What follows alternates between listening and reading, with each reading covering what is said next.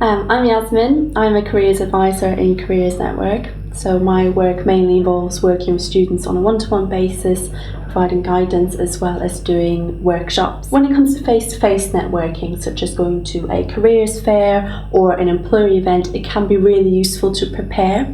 So if you know who you're going to see or you know who you're going to talk to, those conversations can be so much more meaningful. It's also really important to follow up. Sometimes people forget to take an email address or a business card, and that can be a really useful way of keeping in touch with your contacts and starting to build that network and contact base. So what you might want to do is collect a business card and maybe make a note on the back to remind yourself how you met that person, perhaps what you spoke about. When it comes to online networking, LinkedIn can be a really useful tool to use, and sometimes starting off with LinkedIn can be a bit of a daunting task because you know you've got to start building that network and building those contacts. So you can start by developing your profile, perhaps see it as something more than just a CV, but something that's dynamic, that you can adapt, that you can change and edit according to what you're interested in.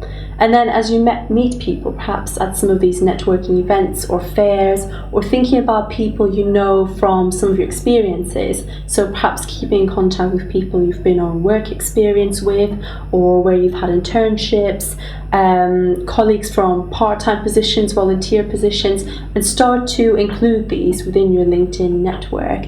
And from that, you can start to build a little bit more of a contact base.